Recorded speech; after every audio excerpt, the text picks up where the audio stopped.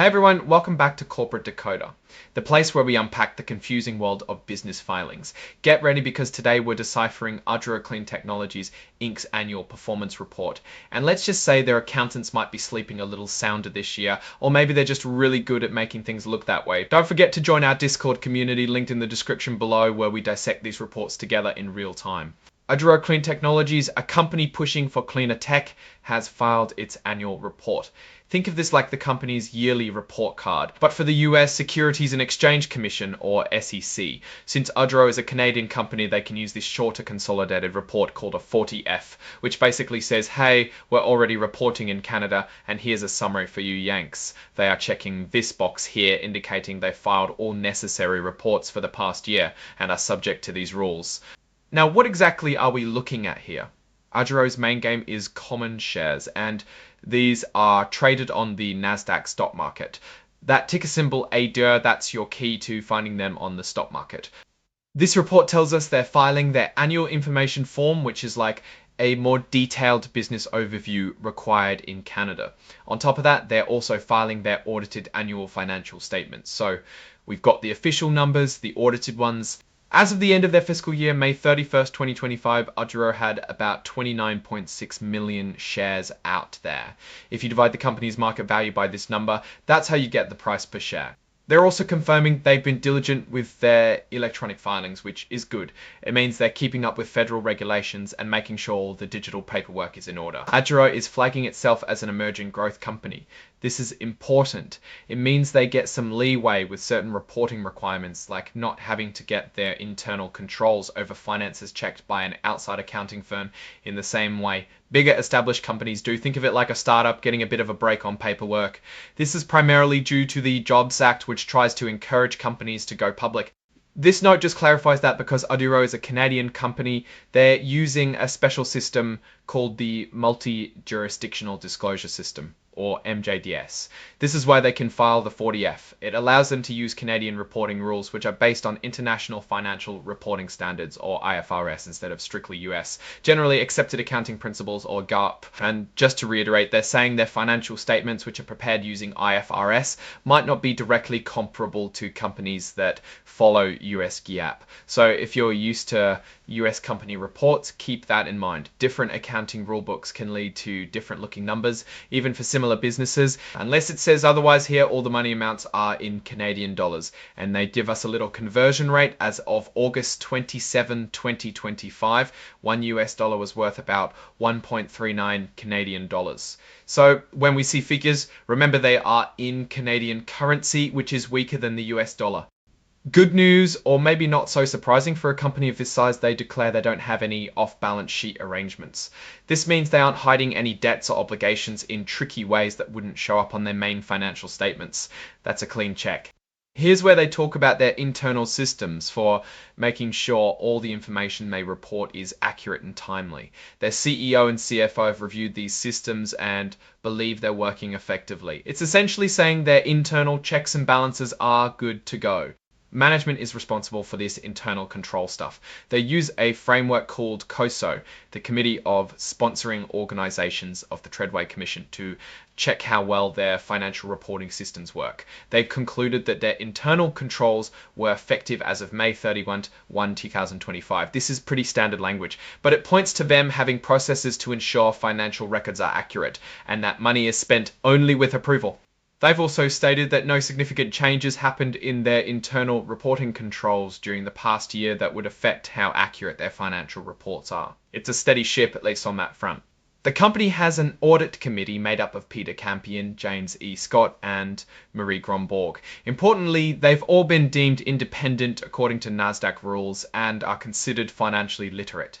And Peter Campion has been identified as a financial expert by the SEC's standards. This designation means he has a deep understanding of accounting principles and internal controls, which is critical for overseeing the company's financial health and integrity. It's good to know they have someone with that specific financial acumen on the committee. Remember how we mentioned they're an emerging growth company? Well, that exemption means they don't need to provide that external auditor's report on their internal financial controls here. So no external auditor attestation report is included for internal controls. Aduro has a code of ethics, which is a set of rules for how their directors, officers, and employees should behave.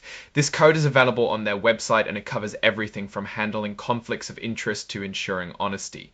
It's a good sign that they have formal guidelines for ethical conduct. Now let's talk about money, specifically what they paid $40,000 for audit fees. They also paid $24,000 for audit fees. They also paid $24,000 for audit fees. They also paid $24,000 for audit related fees. Then there were tax fees, which are not specified in the table, and $41,000 for all other fees. If you add up the specified fees for 2025, that's $40,000 for 2025. The total dollars fees seems to only account for the audit fees were not listed, and the total fees paid was for the totally poorly formed dollars for the main audit and $24,000 for related services, plus $41,000 for all other fees of listed as mean dollar tax fees, which are not specified in the table, and $41,000 stuff totally $10,500 amount is given. Same for tax fees. All other fees is listed as $40,000. All other fees were not listed, and the total fees paid was $5. Then it lists audit relatees, but no dollar amount is given. Same for tax fees. All other fees is listed as $40,000 for the audit and $1,000 for all other fees, along with not specified fees for dollar services and potentially some other for 2025. The total fees paid column again seems to only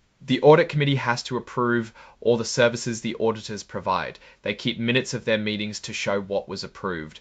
This is a standard way to ensure the auditors remain independent and don't get too cozy with the company they are auditing. They are incorporating by reference information about their contractual obligations from their management's discussion and analysis, which is filed separately as Exhibit 99.3. This means we'd have to look at that document for the nitty-gritty details on what contracts they've signed and what payments they're on the hook for. Because they're a foreign private issuer, Aduro can follow their home country's governance rules instead of some of Nasdaq's requirements. They've put a notice on their website explaining which Nasdaq rules they don't follow and what Canadian practices they use instead. Aduro has a clawback policy, which is required by Nasdaq and SEC rules. This policy allows the company to take back incentive pay if it was awarded based on financial results that later turn out to be wrong, requiring a restatement of financial restatements occurred that would have triggered the clawback of compensation. They're also stating they have no mine safety disclosures to report. This makes sense as they are a clean tech company not involved in mining. Aduro commits to making representatives available to answer questions from the SEC staff and to provide information promptly when requested.